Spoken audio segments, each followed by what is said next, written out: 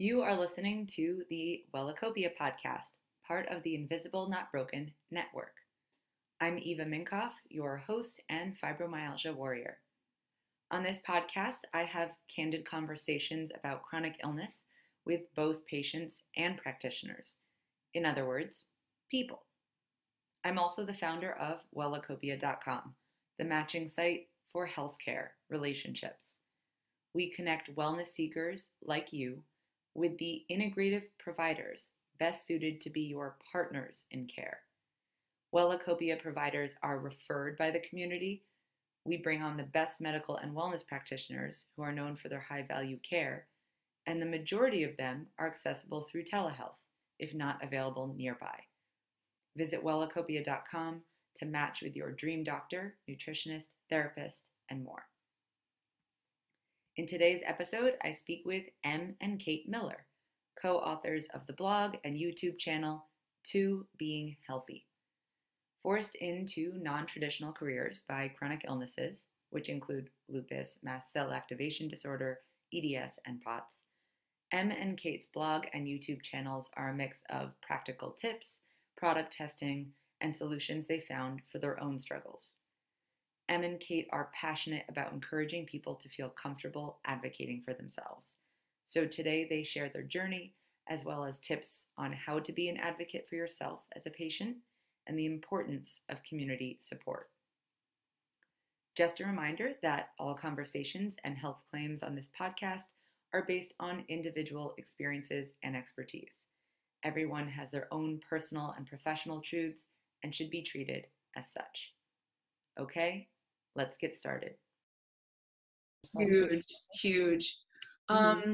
Actually, so something, I have access to so many different patients and practitioners, and I'm doing a very small study for the TED Talk. And I was wondering if I could fit it into what we were doing today on the podcast.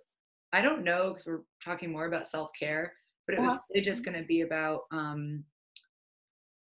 kind of what you think is wrong if you think our healthcare system is broken, what you think, why you think that is, what do you wish practitioners would do, basically, what do you think, wish they would change, and what do you think they think about you? That's not really worded correctly. But, you know, it's like, what do you think they're thinking? Yeah.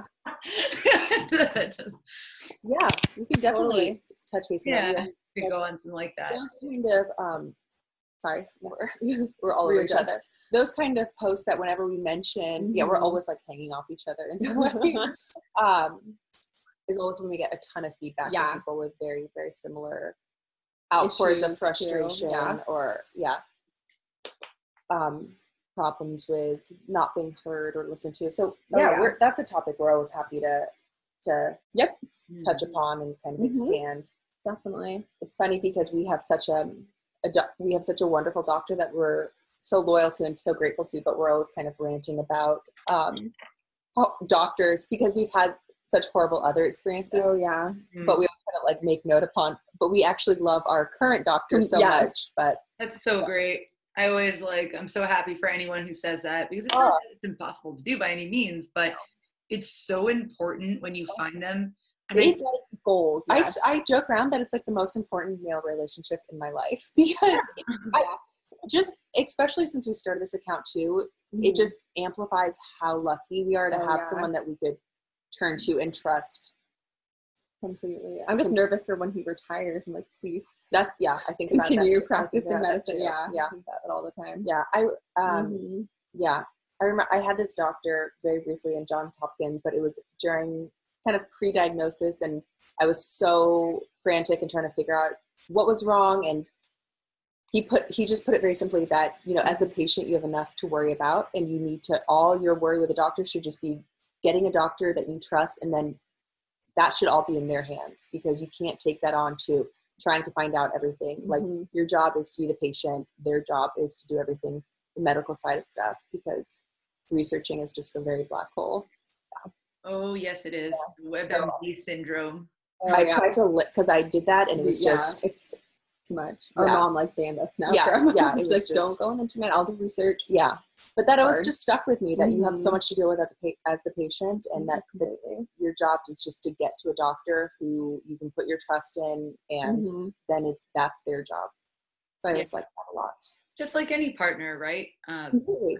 Definitely. Yeah. That's why I'm like, I have my role in the relationship, you have your role in the relationship, and I can trust that you are going to be that Exactly. partner that I signed up to be in Yes. a relationship with. Completely. Yeah. We're on a couch, so. Okay. All right, so so I'm going to be doing an intro outside of this so that I have it like well, written and Perfect, maybe yeah. covering anything that we end up talking about. So And then I was reading on the, so I updated just briefly the questions on the Google Doc. Yeah. So that's all. yeah, I saw that. That was good. And like I may or may not be actually asking some of those questions, but they're good to have. And because like what's on there is that nothing really about the specifics of what you do with the site. Or rather I'll say blog. I see it as a site because there's like so many things going on. I don't know if you want me to refer it to blog though. I don't really know the difference. Yeah, me either, I think. Like I see blog as the written part, but there's like lots of different, well, I guess it's all kind of. I always think blog of more like I'm blogging about like my life or journey, and it's so little kind of about that. So site, blog, whatever. Yeah. I mean, I guess every part of it is a blog because every section you still write about everything. Yeah. I guess it's interchangeable, but I didn't want to like say anything that it didn't resonate with. No, we're very easy. Or whatever. Okay, Whatever. cool. Yeah, it's fine by us. And then, so this is being recorded too and posted. Yeah, it's being recorded. And I've been recording now just in case. You never know what happens earlier if there's like something I want to put in. So I've decided based on past experiences to just do that. Perfect. And we can share it. So we can share the video too on YouTube. Oh yeah, I expect you to. I will. I'm actually going to give you like a press kit. Like I'm going to create a press kit for you to make everything easy. Wonderful. Because I understand it's all like you guys are helping us by being part of this as well. So we're gonna, Wonderful. Perfect. Sure. You know me. How can everyone mutually benefit from things? Love it. Yeah. That's how we try to put out there. Okay, where's my thing? This here. One of the things in place because sometimes I switch screens in case. But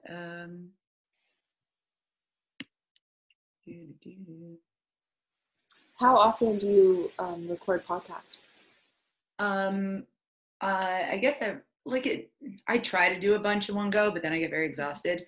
But I only publish like 2 a month. Yeah. Okay. So yeah, I have like 4 scheduled next week so that I don't have to do them anymore up until after the TED Talk. To be like, let's get them done. And that's fine. I'm glad that we're doing ours now too. The last one was kind of weird. I interviewed Bernardo Puccio, who's a famous interior designer, like really famous. Like he was the one who did it for all the Hollywood stars. Oh, wow. And he contacted me wanting to be interviewed, and he has liver failure. Oh. And he's like this old, super flamboyant. It was just such an interesting episode. Like that was not what I expected, and also it wasn't an interview. We were actually doing prep for the interview and ended up talking for over an hour. So I was like, I'm just gonna play this, put this together. What was the what did he want to kind of primarily share and get across? I mean, look, he had just written a book, so that was one thing. But it was more about his life and pursuing what he wanted, going after everything he wanted, despite the face of death. And like he was told he was going to die, and he did have a liver transplant, and he's basically brand spanking new now. Wow, that's amazing. That's cool. That's good for him. So he was on the podcast under the assumption he was going to die. Excuse me. No. After he's okay, but like he wrote this book, and so he just wanted to talk about how to pursue things you want despite it being bleak. Yeah, yeah, exactly. Wow. Yeah, That's he's very inspiring, very blunt. I loved it. So he's a cool dude. That is very cool. That's cool. Gosh. Yeah. He's very pretty too. He looks so good. So cool to fill out. And he said, "This is my mom's painting," and he said it was gorgeous, not knowing it was my mom's. Like, who's the artist? And I was Lovely. like, well, Yeah. you should tell everyone about my mother. I'm sure your mom was very glad to hear that. Mm-hmm. Yeah, I was like, Mom, you won't guess. Yeah. The most famous interior designer said shit. That is like the Lovely. ultimate compliment. Seriously. Yeah, you could promote her stuff. Yeah. All right, so I'm gonna just start by saying like, hey, and then I'm gonna ask you guys to dive into your story. Now we have 2 people, right? So this is gonna be, I guess, Yes. a little bit of M, a little bit of Kate, and then how did M and Kate become a thing? Yes, become one. Yes. Through this birth. So I don't know if you have a way in which you guys like to do that. I don't know if you guys have been interviewed like this before. Yeah, we've done a podcast about before Yeah. in the past, and we've done quite a few. Yeah, we just kind of switch off. And Yeah, our so stories much kind of back overlap. and forth a bit. Yeah. So Yeah, we've learned to talk over each other less and explaining it now than we used to. When we started, we were just like both firing off. So exactly. now it's a little, back and forth more. Mhm. But yes, our stories do kind of overlap though, because I was diagnosed first and then it kind of led to Kate being diagnosed Exactly. easier. And then me being diagnosed with something else, and then M being, so we kind of just mirrored each other quite a bit. Cool. So, all right. Well, I'd love to hear a bit about your experiences individually, and then how did M and Kate, or 2 being healthy, come to be? So Perfect. yeah, so for the medical side of things, I was diagnosed with lupus towards my later teenage years, and it kind of started with being really, really flu-like, completely bedbound, not able to function in day-to-day life, nothing like what I could do previously, nothing like a normal teenage life. So I got hit really, really kind of quickly, and then couldn't really leave my room, couldn't leave my bed. And it took a couple of months to get diagnosed with that. Yeah, and we both were diagnosed at 17, and M was an athlete prior, very active. Super active. So that was kind of like the first turn into the chronic illness world. And, from there, Kate was shortly diagnosed after that. And then we didn't know at the time, but typically you'll get more than one autoimmune condition, or it leads to other things. So so I was diagnosed with lupus. Kate was then diagnosed with lupus. Kate then diagnosed with POTS, which then kind of clustered into EDS and Mast Cell. And kind of in between that, Emily was, I think, realizing, oh, I have these symptoms. Yeah, so after she got diagnosed with POTS, I was kind of saying, oh my gosh, her symptoms mirror so much of what I have. At that point, so for those who don't know, POTS stands for postural orthostatic tachycardia syndrome. And it basically means your heart rate increases upon standing and your blood pressure will typically plummet. So most often people with POTS feel best laying down. So their heart rate can kind of stabilize and their blood pressure can stabilize. So before I was typically diagnosed, I was basically crawling to the bathroom because I was blacking out upon standing and I just couldn't get around.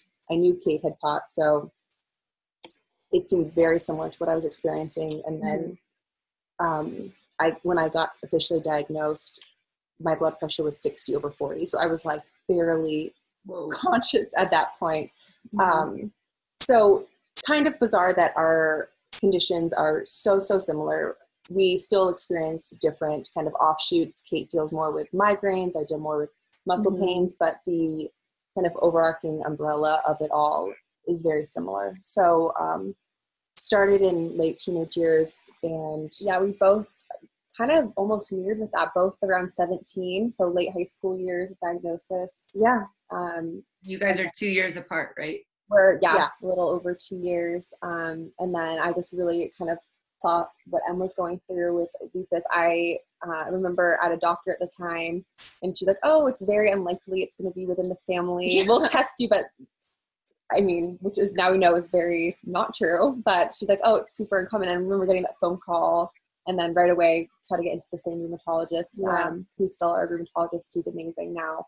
And he really guided us through this path.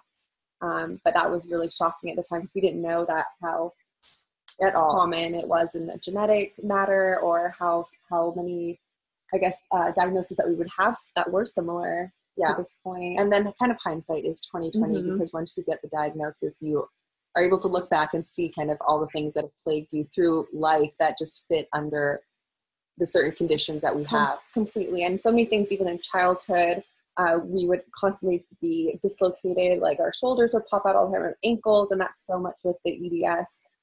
We didn't know how not normal that was. And looking back, we're like, God, we've had little shadows of everything kind of until our late teens and diagnosis age.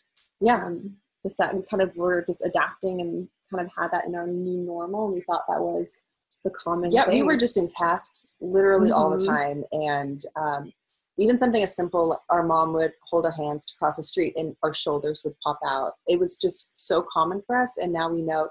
So EDS is Ehlers-Danlos, and you hyperextend. Your joints are really lax. So it's just all been such a huge learning curve. And now we're at the point where we it's more our normal, and we just kind of tweak the day-to-day normal things. And I mean, we're up and about, we're not bedbound anymore. So, with time just has come so much more understanding of these conditions and what we can do. I think you guys are really pioneers in the making the new normal a positive experience. And that's because your site, your blog, To Being Healthy, is all about self-care and what are the different ways that you can work with and for your condition, your life, despite the negatives that go along with it. So can you tell us a little bit more about how that came to be and your vision for To Being Healthy? I think so much of the time when people hear, chronic illness, they have a picture of what someone looks like. And that's basically, completely bedbound, not able to do anything, not able to interact with people, no hobbies or activities. And I think it's just so untrue. And most people who have chronic illnesses will be so different than that picture. So we kind of wanted to really break the stigma and say, we both have multiple chronic conditions, and no one could tell by looking at us. One could tell most often by interacting with us. So we wanted to showcase that other side of our lives. Yeah, that's a big thing too, not just having the chronic illness, but having invisible chronic illnesses, that it's really hard for people to fully understand that, we might look normal, we might look like our friends, but we're not able to maybe keep up or do something, might have to be tweaked for us. And that was a huge thing to even kind of have the people around us, our very closest friends, our family, kind of understand that maybe why could we do something an hour ago, but now we can't, or we could do something yesterday and now we can't get out of bed.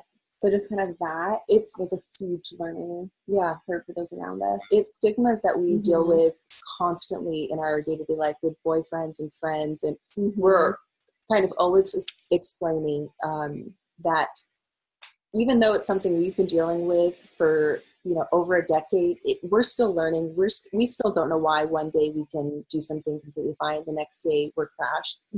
That kind of stuff's a puzzle piece to us. So we're just kind of trying to showcase a lot that you can be really ill one day, you can do something the next. That doesn't mean you're not sick. It doesn't mean you're healthy. Chronic illness is such a broad term that, shows that we can be, ill, and just that it's an ongoing constant struggle and constant battle that, it's so much internal. And like Em said, there's such a stigma that, I think a lot of times people think if you're in a wheelchair or you see something, and we always joke like, oh, we wish we had like a little like light flashing or something that people would know, oh wow, she's having a flare, she's sick or something like that, just so they could kind of get it, because so much of the time it is something that we, internalize. And that's the whole thing about why we wanted to create this, because we feel so isolated Completely. Dealing with this, and even having each other, we still felt isolated we weren't interacting with people that had any of the conditions. We never, knew anyone that had close to us that had anything that we had, like POTS or lupus, or even though lupus is a more common thing, we weren't interacting with people that were going through that or were struggling, just showering, or that had experiences, not being able to get out of bed, or having to do, homeschool stuff or online courses, just stuff that we've had to kind of adapt to. So just kind of that was kind of why we wanted to create To Being Healthy. Especially getting this young, because, that's the time in your life when you feel like you're supposed to be able to do so much. So having this kind of different ability than so many people you're surrounded with does feel like, oh my gosh, I'm the only person who's going through something like this. Obviously I had Kate, so that's been a massive, massive comfort, but it is still like, you feel so different than everyone else. And then through the years, we feel like we've kind of changed our perspective a bit, where we don't feel as, abnormal in a sense. And we feel like, or even living these double lives, we were very, I think me especially, very secretive about what we were going through, and not sharing and not really opening up. And you feel like you're living a double life, and that on its own is exhausting. It's funny because now we're very, very open and love advocating and saying, I don't feel well, but you can look put together, and kind of showing that side of things. But prior to that, we were very secretive about it and not nearly as comfortable kind of explaining in detail and talking about the health side of stuff. I don't really know why. I think it happens a lot with people that you just kind of like to go, I'm fine. Yes, I can do this. And just then go home and cry, or cry to your best friend and tell them all the details. And then to everyone else, you go, yes, I'm great. And it just got to a point where that wasn't really working for us anymore. And then it felt really kind of good to take that empowered feeling and showcase all the things that we were feeling in the, double part of our life. And then through it, we found so many people going through very, very similar things. And then since the time that we started, when we were diagnosed, we also felt like we learned a tremendous amount going through, bad doctors, going through tiny treatment plans and different medications, and, little things that work for us, little avenues we found very beneficial. So we really, really wanted to share that with people who might be going through something similar in any way, and show, this has helped me. It's just stuff we wish we knew earlier. What are some examples of different things that you share on your blog? What do you guys like to talk about? What do people seem to like to hear about the most? Yeah, we do. We love to share, products we've tried that have helped us. A lot of, maybe something that's helped with, like electrolytes that help our blood pressure, or red lights that have helped, healing with joints. So like Kit mentioned, stuff like products that have helped us, all the way to stuff that we wish we knew going into a doctor's appointment, and how maybe to get the most out of a doctor's appointments, because those time slots have become so precious for us. And if we are not seeing, our cardiologist for 6 months or 4 months, and you have half an hour with them, it's very important that appointment goes well, and you leave feeling like, okay, I got everything said that I need to say, and you don't leave in tears with frustration, because that's happened to us so many times. And then as soon as you leave, you go, oh my gosh, I have to wait another 4 months. That didn't go right. I feel like I didn't say the things I needed to say. So kind of all over the map of the medical world. And really advocating for yourself, because we definitely learned that along the way, that we always thought, they're medical professional, they must know best, or they, but we've learned that we have to definitely advocate for ourselves, listen to our bodies, and really, try to convey that to whoever we would be seeing, if it's an ER doctor or our actual doctor, because not every time you see someone, they, necessarily are well-versed in your condition or know what you might need. And then we've kind of learned also, what we touched upon briefly earlier was, even though Kate and I have the same conditions by name, our symptoms can be kind of wildly different. And a lot of the time, doctors kind of don't give credit to that. Each person is more of like a snowflake, that they may attribute everyone who has POTS to fitting this mold. Not true at all. Yeah, not true. I mean, we have similar diagnosis, but our treatment plans are extremely different. What we can tolerate is extremely different. Sensitivities, I mean, really so many things. We're only on a few different medications even that are the same. And even things that are more natural might work for you better and don't work for me as much, or vice versa. So it's really just a kind of trial and error that we've seen for each other and kind of through this community as well. So we really want to kind of push the being able to advocate for yourselves. And if a doctor, dismisses you in that aspect, to show people that no one knows their body better than you know your body. And that, it takes a really long time to learn. And it took us, many bad doctor's appointments to kind of learn that fact. So just to, and as we got this in teenage years, and, as a teenage girl, you don't feel necessarily, or we didn't empowered enough to say, to kind of fight back to all these stigmas or stereotypes. So we wanted to put it out there that you can definitely do that. You know your body better than anyone. You're living in it 24/7. No one should be dismissing the stuff that you have to say because you're saying it from the most real place. I looked at the doctor appointments are top 10 tips, and that was so wonderfully done. Both your video and your blog post really going into detail about how to advocate for yourself and be prepared. And actually, I love that the first tip was, what was it? Don't wear makeup. Basically, don't do yourself up. You want to be as raw as possible about how you look, so that they have a better idea. Even though we like to dress up when we go, I know I do, like regardless of how I feel. You want to go out looking, somewhat put together, and hiding, circles in your eyes, or this, stuff we get a lot. But it's so important for doctors to see that, because even with lupus, when I was before I was diagnosed or on treatment for a while, I had the butterfly rash, which is when you get really pink cheeks, and my instinct would be to completely cover that up. So you just learn through time. Go in looking bad. Go in just so they can see you, and then they're doctors' minds work different than our minds. They're more scientists. It could be a clue that we would think nothing of, but it's very important for them to see. So exactly, that was something we definitely didn't even realize we were doing, and even like nail polish, like little things that I was like, oh, they really should see, everything. Yeah, in little details. Kate's had a doctor before wanting to look at her nails, so now she doesn't wear nail polish. Just little things. So just now we like to kind of strip it down, be bare, and just go in looking like crap, and that's fine. Go in looking like crap. That is a good tip. I like it. So what about some other typical tips or recommendations that you give people? What is asked for maybe the most? So I would say an important thing that we do now is go in with notes about everything, and start it a few weeks prior to your doctor's appointments, because things will pop up in your mind, and just kind of jot everything down that you want to cover. So when you leave, you've covered every topic, addressed every point of pain or symptom that you've kind of had a question about. And then in addition to that, make notes of your symptoms, because it's so difficult to recall how you were a few weeks ago, how you were on this bad day.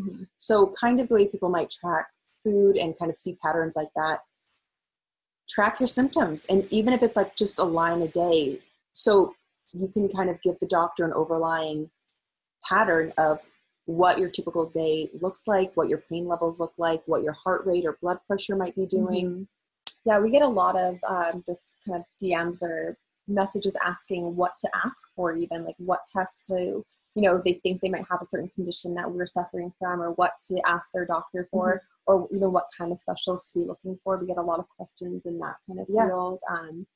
Kind of just everything from the basis of, being pre-diagnosed with something, and how to kind of navigate that world, because it can be super overwhelming. And we were really overwhelmed when we were in that beginning stages as well. Yeah. So Kate mentioned, we do get a lot of questions like that, and we wanted to kind of empower the people who think they have this to be able to know the tests to ask for, because unfortunately, the thing with POTS is it does take typically years and years to be diagnosed because it is mistaken for anxiety. And especially in women, the diagnosis is even longer, unfortunately. So for guys, it takes many less years to get diagnosed, but I think it's like 90% women. So, so a lot of the times, you know, it gets dismissed as anxiety because your body is acting like it's having a panic attack, even if your head is very, very calm, because your heart is racing. You're kind of in that fight or flight mode. Your body, adrenaline. Yeah, your adrenaline's skyrocketing. Your body is in fight or flight. So it gets brushed under the rug. Oh, it's like adrenaline. It's an adrenaline, or it's an anxiety thing. So we wanted to, and we still, even with diagnosis, being diagnosed, we still get told this. I was in the ER last month, and the ER doctor said, "Oh, so you just have anxiety." With my chart, with me explaining things. Yeah, and I had that happen, like, I think almost 2 years ago now. I was in the ER. I knew I needed IV fluids because that's something that really helps me if I'm having a bad flare. And the doctor I was seeing at the time said that POTS wasn't even a thing. And I was at the Mayo Clinic for a full-on POTS autonomic workshop. I mean, I was diagnosed multiple times at Mayo Clinic of all places, and he just had would not even listen to what I was saying or in my papers, and I had charts with me and completely dismissed it. It was, you know, it kind of just happens, which is shocking at this point. So yes, we're at a point now where yes, it does bug us, but we have our doctors, we have our diagnosis, we it doesn't affect us massively, but for the people who aren't diagnosed or don't know what they have, I can imagine it being incredibly frustrating. So we wanted to say, you know, if you think you have this is what to do.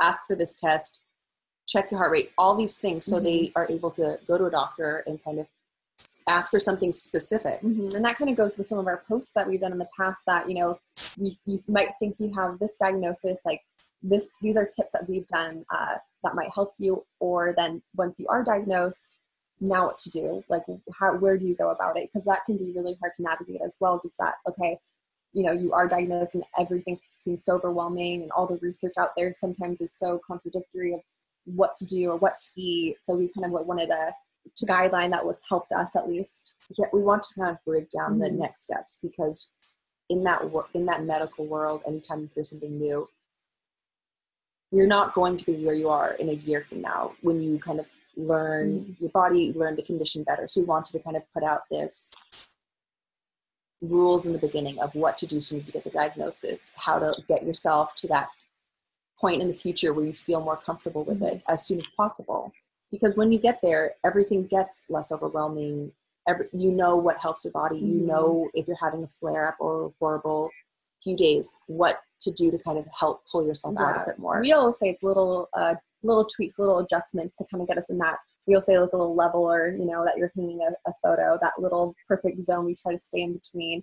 And it's all those little tweaks that we've made that kind of gets us in that realm. And we know now if something takes us off on, you know, on either side, how to get back to that middle point to our normal.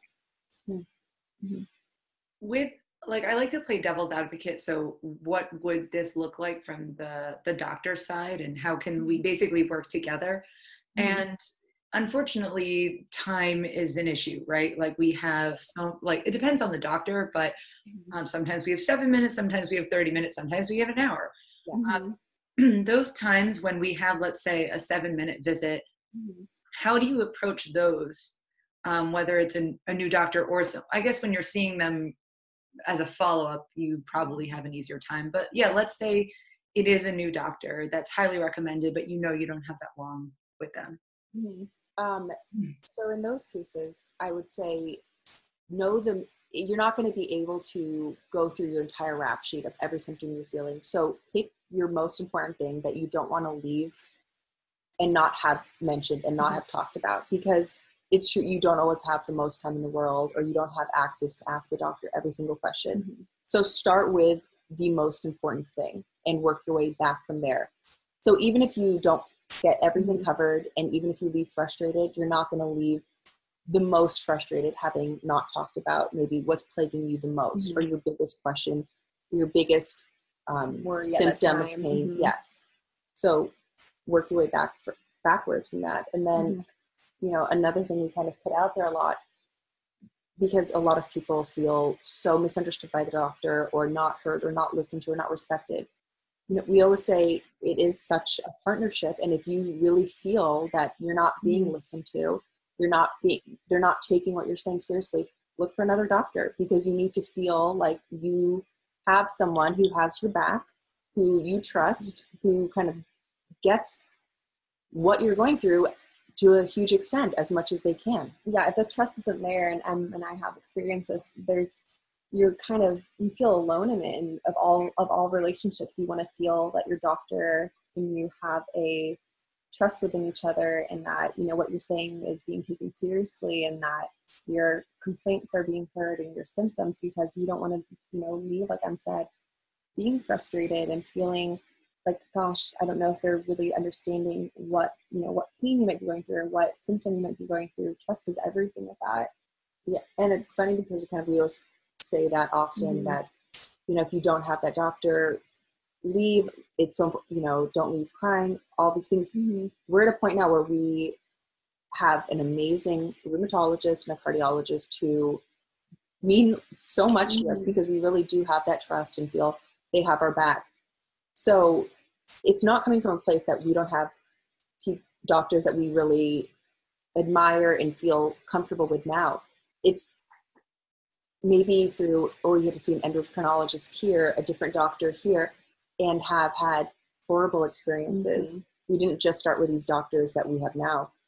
So we like the position we're in with who we have, but that doesn't mean we haven't had. It took a while to get there with some doctors, and I mean, we've definitely been through the ringer with some of our medical professionals that we've seen. And, you know, some wanting to do surgeries, and some wanting to do just some crazy stuff that now looking back, like, thank goodness, you know, we went for that second opinion, or what with our gut, that, you know, this doesn't seem right for us. And we're really, really thankful that we didn't go down some of those paths that we could have gone down. So we're not saying, you know, don't listen to the doctor, but find one that you feel very comfortable listening to, that you have that trust in. Because the ones that you just don't feel kind of that it's a two-way street kind of thing, then maybe start looking through other avenues for someone that you do feel that thing with. Because like Kate said, you know, we've left crying, people completely dismissing us, telling us we're wrong, telling us even that the symptoms we're telling them is not true. And it's just the most frustrating thing in the world, because usually for specialists, you wait months and you put so much hope and emphasis on this tiny amount of time. And if you're being dismissed or told that, you know, that's impossible, that's not right, then that's not good enough for you. You know, you're the one going through potentially debilitating symptoms. So you need that form of help and support within a doctor. It's funny that we got on this topic, because I wasn't really intending going there, but you just reiterated exactly what I was presenting actually this morning. So I had to do like a business presentation on Wellacopia, and I decided to start out by giving a story. And my story, as succinctly as possible, is that I put them in the space of me in 2010. I was sitting on the you know, the patient bed of this rheumatologist's office. He was Harvard trained, Park Avenue doctor, highly referred or recommended. And I was panicking. I was preparing my monologue, right? I was like, okay, it was 10 years at that point. I went undiagnosed, and I was like, okay, I finally got this appointment. I got to tell this doctor everything he needs to know as fast as possible, so he'll listen to me. And long story short, within like a few minutes, I think he was poking and prodding a bit while I'm talking. And then he decided to tell me that I have runner's knee. I have hypermobility syndrome. So I have, I haven't been tested for EDS. I hope I don't have EDS, but some say I have mild EDS. Anyway, you get the gist, in addition to fibro. And I was just heartbroken. And because I was like, I don't have runner's knee. I know you're a doctor, but like it hurts everywhere. And I know it's not just about the knee, but it meant more that it was very simple wear and tear. He's like, wear this brace on your knee since your knee does hurt the most right now, and let us know how it is in 6 weeks or something. Yeah, those kind of things are, they are devastating. The most really devastating, because like you said, you literally are like preparing this monologue, and you put so much into it, because to them it's like, to you it's your life, and like you said, you're going 10 years undiagnosed and you know something's wrong. So, and we've been in this very similar situations before, that you don't know how to completely express or get the words out, that all you go through on that day-to-day basis, and it needs to be taken so seriously. When you know something isn't normal, that you shouldn't be in this much pain, or this constant fatigue or whatever it may be, and then that's not being validated and heard, it's crushing. And it's really just crushing, because I think oftentimes people think that people with chronic illness complain all the time, and we truly think it is the polar opposite. If we talked about the pain we were in, how sick we were feeling, we just wouldn't stop talking about it. So we mention it such a small fraction of the time. So if you're saying something to a doctor, there's so much weight behind that, because you're saying it maybe 1,000th of the time that you think about it. Like, it's just on your mind 24/7. So those are the worst situations when, you're seeing this. And it's funny, because probably some of the worst doctor's experiences we've had have been the hardest to see specialists, the ones that take the most weight to see. Completely. And they usually go the worst. Yeah, certain neurologists or certain cardiologists who I'm just like so thankful the appointment day is finally there. And then we've left like crying, and just, it's a blow. Those are the worst, because you kind of hear from, other doctors or someone, this reputation of this person. So you go in thinking, okay, if anyone's going to know, it's this person. And then if they don't know, or they don't listen to you, it's a huge feeling of defeat, because you go, okay, well, now what? Now where do I turn? Like, if that was, the person who I waited 6 months to see, and it went so bad, you're starting from square one. Yeah, and you just feel so alone in it too, because that's, a medical professional, you expect them to be there and listening to you. I mean, that's their job in essence. So it's really, really beyond upsetting when that isn't met. Those expectations are, I think, very reasonable. They're not, you're not expecting maybe a cure that day or anything like that, but just to be heard and listened to. And that's the thing too. We're not fighting to say this is our diagnosis, because we don't go in saying this is what we have. We never come from that point. So when we're saying they're not listening to, it's not in a sense they're not listening to what we think we have. They're not, when we say they're not listening, maybe they're not listening to the symptoms that we're describing, or what our typical day-to-day looks like. So it's not kind of putting trust in our words, not what, we're not playing doctor in the sense that we're telling them, we're not, we have so-and-so. WebMDing that this is this, and, we have this. It's just simply maybe medication isn't working for you, or I've had that being dismissed before, where I'm like, I can't tolerate this. It's making my symptoms worse. I'm like, oh, that's impossible. I'm like, well, it's happening to me. I don't, I don't impossible. That's happened with a cardiologist before, and he put me on, I think, 17 different pills in one summer, and I was in the ER in and out constantly. And then the next doctor I had was like, you know what, you have a cytochrome mutation. He got me tested. He's like, yeah, you are absorbing more medicine than you should be, or, whatever it may be for me. So I am sensitive. And the other doctor just wasn't listening to that. What Kate mentioned is a cytochrome mutation. So say if you're taking a pill, and I'm just going to say like a Xanax, because that's the first thing that's coming to my mind. If someone with a cytochrome mutation maybe takes one Xanax, Kate could feel it maybe 8 times as much as a normal person. Or if someone has a different mutation, they might feel it in 8 of what a normal person would feel. So there's a huge variation. Wow. So one doctor did more in-depth testing to find out why she was reacting so strong to these heart medications. But just him believing me that, oh yeah, you might be more sensitive to something, where the doctor I had the summer prior was like literally said that's impossible, and I was taking like fractions of a pill, and I'm telling him my heart rate is skyrocketing. I'm at the ER. This isn't working for me, and just completely said, no, I have another POTS patient, and they're on this, and they're feeling fine from it. And then, just that type of mentality, when they're not open to listening to you, those are really, so hard. And that was at the beginning of my diagnosis too. So I didn't know better. I didn't know, not every POTS patient needs to be on the same thing. Yeah.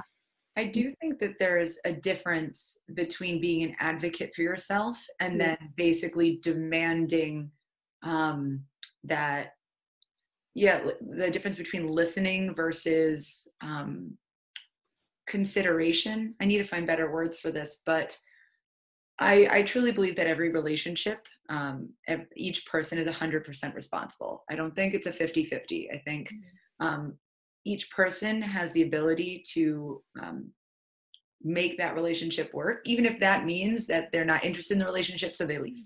And I say this because if a patient comes into the room advocating through the eyes of I'm right, you're wrong, then that doesn't work either. It doesn't work for either side, right? Yes. So I will tell you, and you kind of alluded to this, that doctors really hate being used as prescription writers, right? Or like dealing with patients who claim to know more than they do. But the truth is we both know,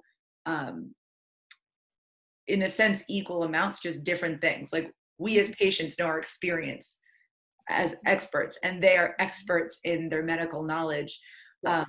So recognizing that both people have something to bring to the table and it being a partnership, because I obviously very pro advocating for yourself and advocating for other chronic illness warriors, but I think that word needs to be broken down a little better and showing like you have a voice and you should make that voice known, but it shouldn't just be yours in there. And that's really the whole partnership thing that's so important, in that whole trust factor, because we have doctors now where will say they said this and I trust them, I believe this path is gonna help for us, and it's really just a respect on both ends that they're listening to you and they're taking what you say is true for us, but what they say too is also extremely valid, and they have that knowledge when you find someone that you trust.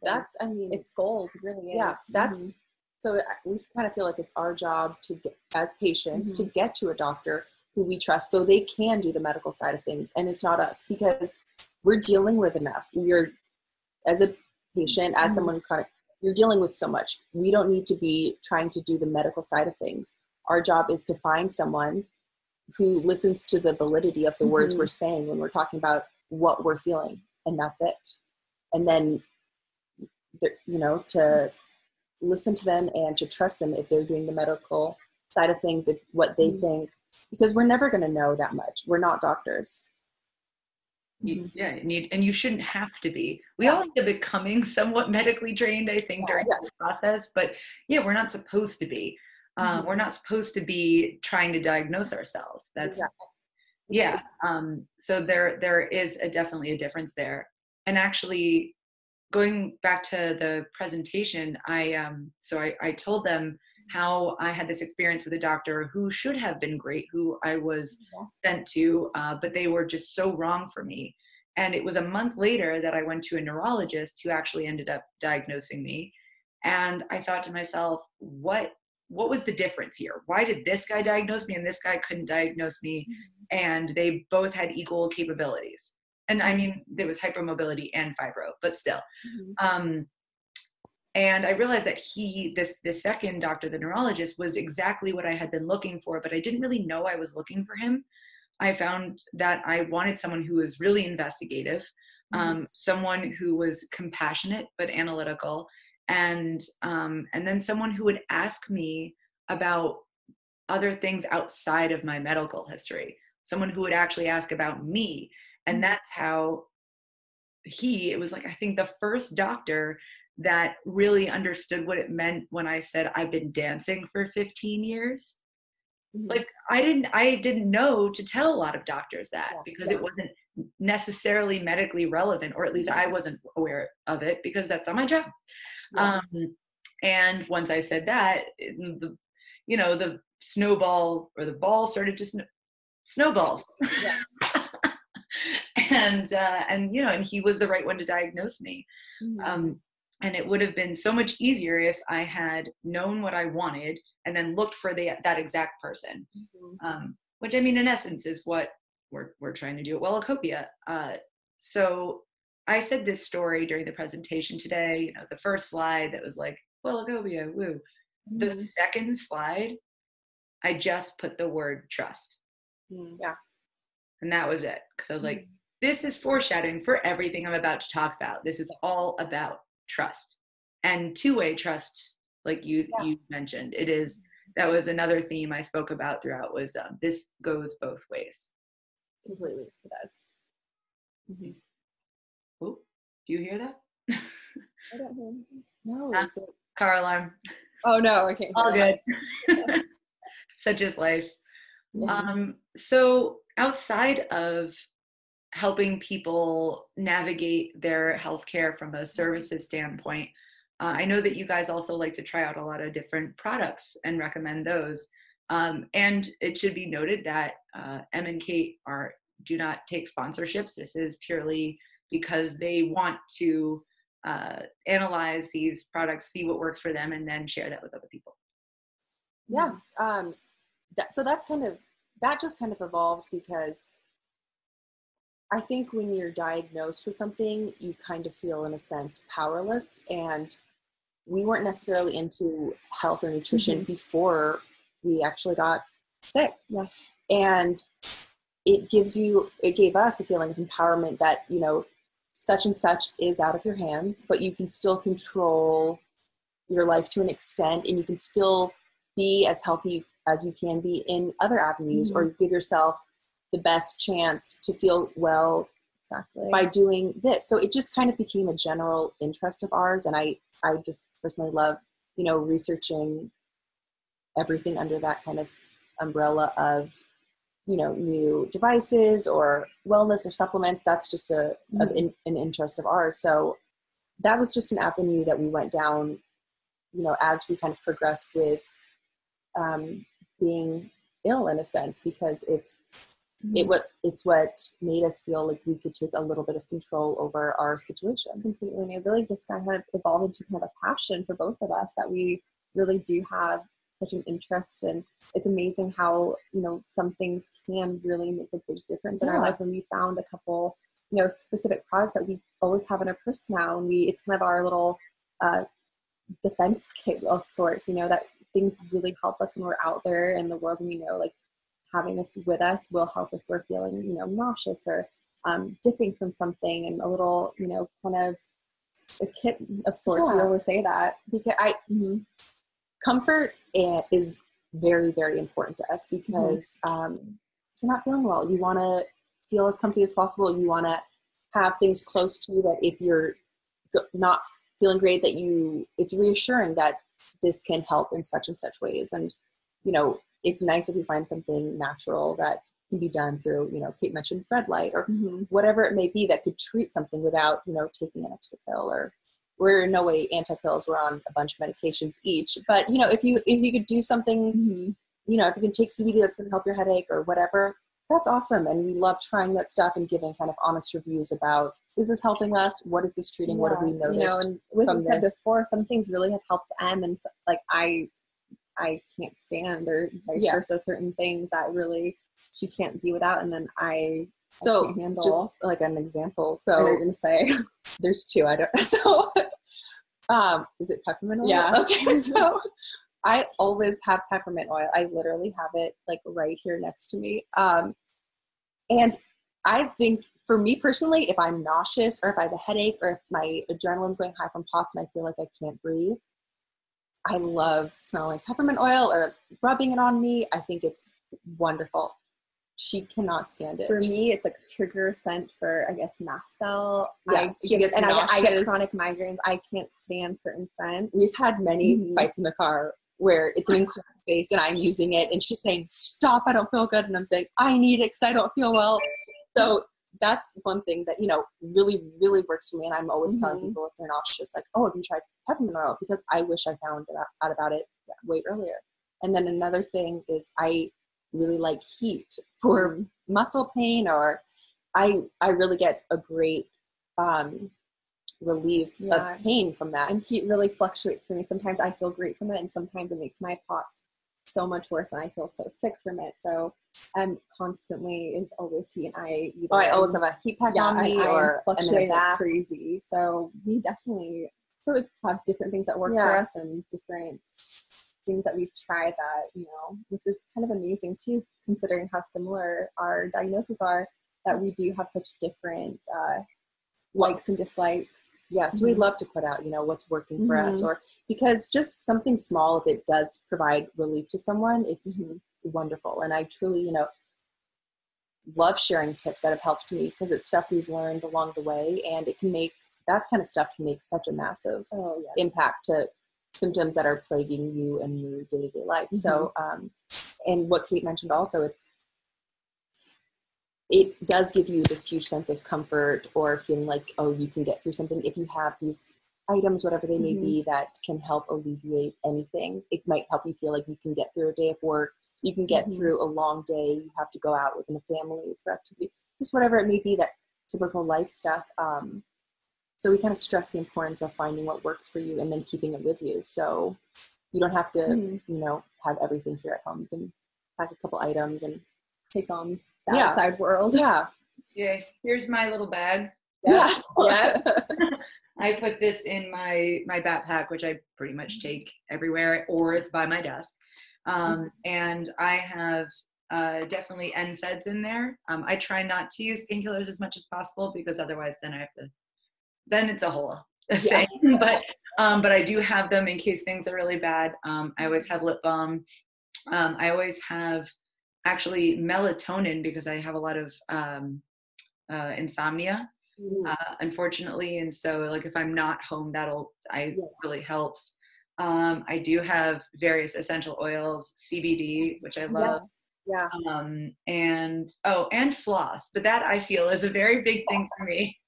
Because when stuff is stuck in my teeth, I know it's so small, but we're talking about discomfort. For some reason, that really bugs me. Oh, it's like whatever works. It's whatever things provides you a sense of relief. And we both have a little zipper bag too, that we, whatever goes, it's just something that gets taken out and put back into the next bag, and it's our little arsenal. I carry gum with me religiously, because like the peppermint oil, it just I think it's great for nausea, and really helps me. And I will feel like a sense of panic if I'm out or I don't have it. It just, you know, the extra stuff will just, we're all for providing comfort and just making everything kind of as easy, catering to you as possible, because a lot of the time this road is very difficult. So we just try to set it up where those little things really matter, and they bring such a comfort. It sounds silly, but they really do, and they help. So if it helps, that's the best, you know, that's the best thing that can happen. We love sharing that stuff. We really do. If you guys, are you guys familiar with the Chronic Babe? No. She's actually on our podcast, and she's sort of moving in a different direction. You actually should listen to that episode. But her YouTube channel, her basically her sign off was as well as possible. And I see you guys really following that theme of, okay, we have a chronic illness, but what can we do? And what is something what's an easy way that we can make our lives that much better, that will make us feel secure, and that we have control, and that we have a say in what's happening. And I think these little recommendations are really so much bigger in impact than we think they are. Completely. They hold so much weight. They really do. Yeah, because chronic illness, you're not going to feel well a lot of the time, and it's just the least enjoyable kind of feeling. So anything we can do to take the edge off in any way, that's of huge appeal to us. And it truly has developed into a personal hobby of trying out any kind of avenue, anything that can make you feel better in any way, because people, you know, say health is the most important thing, but it truly is. So everything kind of directs and points to that for us. And we're always kind of down to try anything. Or I am a little bit more, Kate's adventurous. A little more conservative in kind of what she'll try. But if I'm all the kind of the weirdest kind of things I hear always appeals to me, because I just want to see, you know, what happens. Does anything help? Kate I get more claustrophobic with certain Kate things. pulls back a little more. But Yeah, we just, it's true what you said. The smallest things can have the biggest impact and make you feel so different in how you approach, you know, maybe life outside your home where you have everything set up and more catered to you. Yeah, and we're all about just being as proactive as we can, you know, so sometimes this, especially more so in the beginning, just felt so out of our hands and so out of our control, and to a big extent it is still, but little things and little adjustments that we can make with our diet too, just little thing. And we like to show that because, so we both have something called Mast Cell Activation Syndrome or Mast Cell Activation Disorder. And for some reason, this is not very well known about at all, even less so than POTS, but it affects a ton of people who have POTS and a lot of people who don't. But it kind of makes everyone has mast cells, and they will react to basically everything under the sun, but means your body has a really hard time breaking down histamine.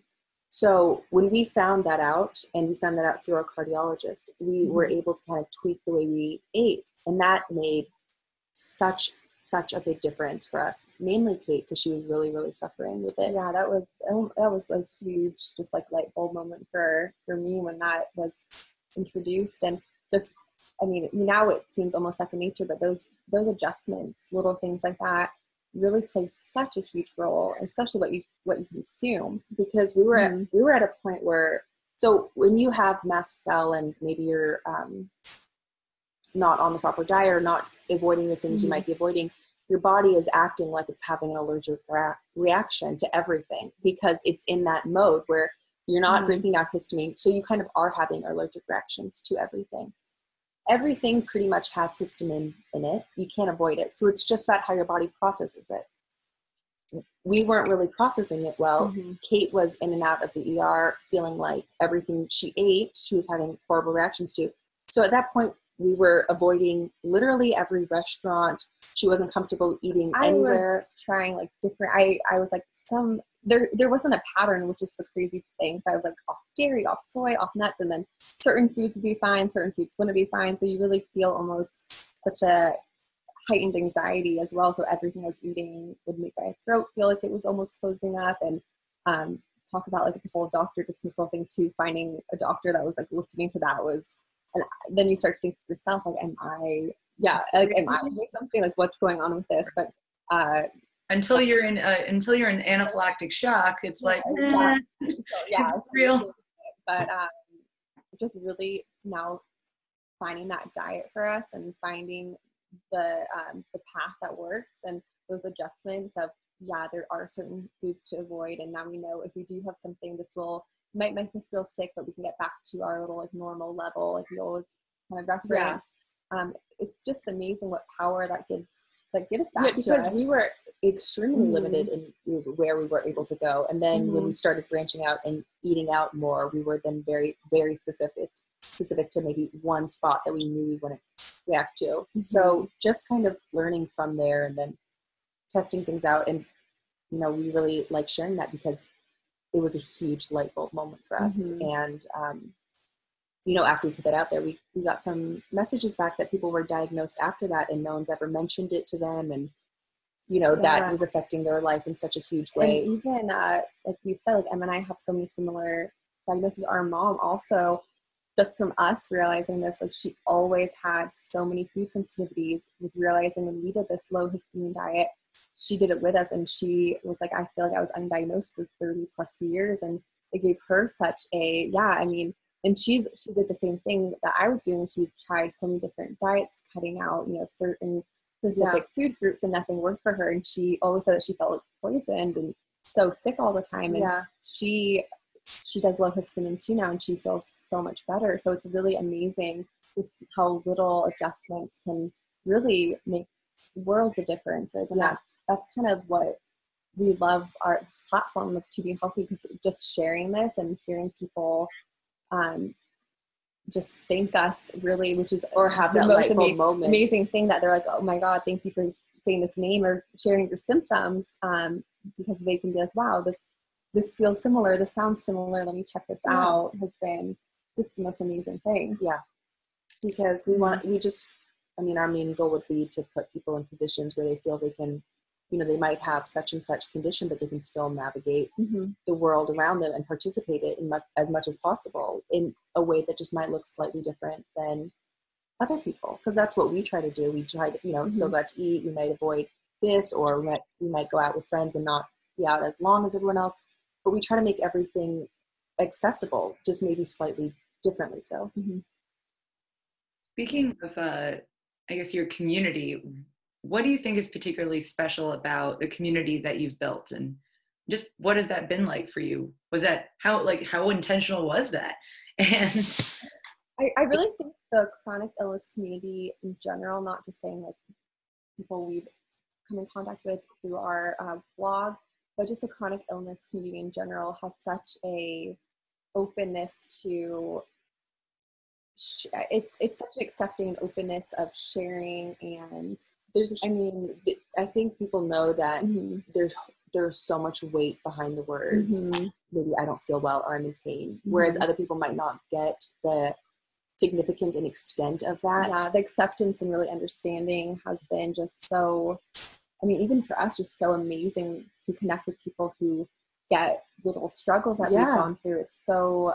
It's so amazing. I mean, we put out a few months ago just this little list that we made up about 12 things not to say to someone with a chronic illness, because were phrases that we were hearing over and over and over again. And a lot of them were said with no malice, with good intentions of, you know, oh, you look better now, or you look, you know, little things like that. That weren't said, you know, maliciously at all, but often can kind of rub people who are dealing with pain or feeling ill the wrong way. So we put that out there, and it was received so well. And it just kind of shows that everyone was in a similar struggle of trying to make those around them understand about trying to, you know, show that they're not exaggerating, they're not complaining overly so. And so to just, it's been really cool for us just to kind of connect to people who get, you know, what we say and they relate to it so much, because it's not something we typically get in our day-to-day life with people we know. So that has been a really cool thing for us. And so there's so much support out there. It's really been amazing. Like we've always had each other for support, but it's amazing the strangers who are rooting for you and or interested in what you're trying and want your take on something, and have given us advice and tips of, you know, maybe medications or just stuff that's worked for them that we've tried. And it's just amazing sharing platform, which is, and it's something we take. We kind of really respect the journey and the struggle that people are going through, and we never want to ever give someone to do or spend money on something if we truly don't think it's going to benefit in some way, because we know, you know, making money can be difficult with a chronic illness. You might not have tons of disposable income. Your whole life can be focused on feeling well. So we know, you know, the weight that kind of things holds. Not to mention just how expensive having medical conditions is on its own. I mean, our medical bills are always, seems like one after the other. It's never ending. And we know people are kind of going through that. So we don't take, you know, that kind of responsibility lightly of talking about certain things or sharing if we like something or not. So it just seems, I know social media has a whole kind of feel of a lot of fakeness or just showcasing the best part of lives. And that's, you know, it seems like in this kind of community, there's a lot of realness to it, because you're not showcasing the best part of life all the time. And, you know, you might showcase some of the best and then show more behind the scenes. Like, you know, okay, you might look put together and great with makeup, and then show what it's like on the flare-up days and the days that you can't get out of bed, which happens a lot. I think you guys have balanced that so well in your presence. The raw, the like revealing the ugly, whether that be like externally or internally, but then also balancing it with the hopeful and the positive and the basically recommendations, actions you can take. Be proactive. That's the word, proactive. Thank you so much. I really appreciate that, because it's a difficult thing, because part of you know, you don't want to complain all the time and just make it a negative thing. But we don't want to then show that, oh, everything's perfect. We're we're out, we're doing great. So, you know, and I think that's a struggle and a balance people deal with in their everyday life, that they, you know, don't want to seem like they're doing perfectly and great, or don't want to seem completely bedridden. I think it's just that kind of struggle that people deal with all the time with a chronic illness, because a lot of the time people might need that they need to feel they need to prove something to the people in their lives. Exactly. And there's a lot of, I think Em and I have dealt with when we were younger, a lot of kind of almost like a guilty feeling when you say you feel sick, or you say, you know, you have to cancel something, and you've had to cancel so many plans, or you kind of feel like you're letting someone down. And there's really nothing to feel guilty about. Not something that I still struggle with that. And we still struggle, and we say, you know, it's completely out of your hands. There's nothing you can do. But for a long time, I wouldn't even like making plans at all, because I felt so unreliable and unpredictable. So you just kind of showing that and talking about it, and then so many people kind of relating or connecting to that struggle that they have to deal with, that they seem flaky, they might have lost friends. Because we've gone through all that. We've gone through all the ups and downs that comes kind of with this. And it's really hard. And we're speaking from a point where we have each other and we're super close. So we're so lucky. Going through it alone, it makes it infinitely harder, and the frustrations are all there and all real. And it's been really cool for us to connect to people going through similar things, or just having that empathy to get it and know completely that there is so much fight constantly. And it's, you know, I see things on Instagram all the time, and it truly makes me feel, well, I can get through what I'm going through, because this person's going through what, you know, all this. I get that from it, which has been a really cool thing. We feel really inspired by so many of the just watching other people's fights or journeys, and, you know, strength that they have, how tough they are, what a warrior they are to go through it. And that's, you know, what you feel looking at all these people, and you see people with amazing attitudes, and that gives us so much in return, just to see people going through crazy things, hospital stays, undiagnosed pain, and then, you know, having the attitude of they'll get through it. That affects us. We love that. That, you know, makes us feel like, okay, we can do that. You know, it's a very given. We get a lot out of this community. I feel like we get almost more than we give. Yeah, we and it's really, since starting it, it's really affected us in our day-to-day life, being way more open about it, not just online, but just in person, and kind of owning what we're going through, and not being as apologetic as we might feel the need to be, and just owning it. So that's been a cool transition as well.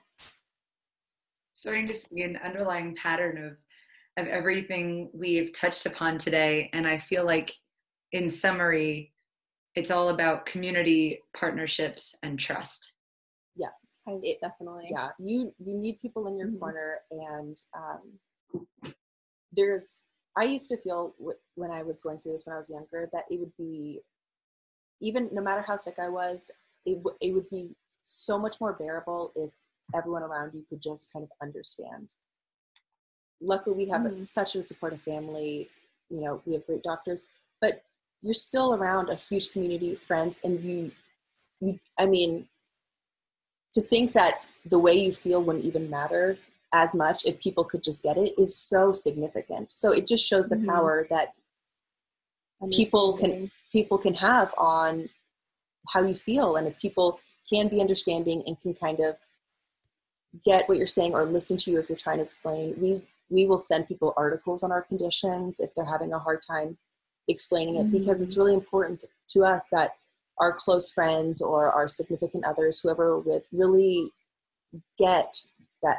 They'll never get it all the way if they're not dealing with it, but just kind of can get some of the, they're complex things too to understand, and it was hard for us to fully get it even when we were diagnosed, and there are own conditions. So just having really the like understanding, and we've had I've talked to even her significant others in the past to try to explain it from my point of view, and you know, she's texting me for like, oh, can you tell so and so, just like kind of explain, you know, if I'm having a dip, if I'm having a really bad episode, like what that means and what that looks like. So because sometimes people get, kind of nervous, or they don't know how to, if they want to help, how to help, or something like that. So we really lean on each other too. And then, but once you get to the point where you have people who get it, and if you have to cancel, they don't give it a second thought. That's so valuable to someone who feels unpredictable with health. If I have a friend like that who's like, don't worry about it. They don't need. I mean, I cannot be grateful enough for people like that, because that you just don't want to feel guilty and stress on top of what you're dealing with, and we do just naturally, because we never want to let people down. We don't want to. Seems like fiercely unreliable, like you said before. Yeah. So having the community, having people who understand, having people who just won't add extra stress or say like, why could you do that yesterday and not today? I don't, just that kind of that energy. It's just, it makes such a difference. And it doesn't need to be a ton of people, but having just some people, having people, even if it's just online, that get it is just so valuable. Yeah, it's really true. You can't get through this alone even. I mean, of course you need a medical team, but the support is everything too. You don't want to feel isolated, because it's an isolating feeling to go through an invisible chronic illness, and having a community, having support, even if it's someone you've never met, it's everything. Yeah, and I can guarantee everyone who's going through something like this has their days where they're just completely overwhelmed, can't get out of bed, just cry, like I can't do it anymore. And then you have to lean on the people who, make you feel, okay, I can get through this actually, and give you that renewed sense of strength and hope. So that's been a really valuable thing for us, as we've kind of been more transparent in our life and our struggle. In maternal health, or like the equivalent for new moms, there's this term, it takes a village. And it's absolutely true with chronic illness, and frankly any tough time. It's any tough time anyone goes through, they don't have to do it alone. There's always, especially thanks to the internet, there are always resources, always people going through what you're going through or something similar. And it is hard to take that first step, but it is a step worth taking. So I want to thank you guys for coming on. This was wonderful. Thank you for creating the community that you've created, and I look forward to seeing what more comes from you guys. I know you just got your YouTube channel up and running, and they're very informative and adorable at the same time. So I'll definitely be putting links to those in the show notes. So thank you so much, you guys. Thank you. Thanks for listening to another episode of the Wellacopia podcast, now a segment of the Invisible Not Broken Network. If you haven't already, please take the next 30 seconds to do these 3 things. Hit our subscribe button, tap those stars to give us a rating, or even better, a review, and share this episode with a loved one. If you're also interested in some chronic illness-specific inspiration on a weekly basis, sign up for our #WellSpo weekly newsletter.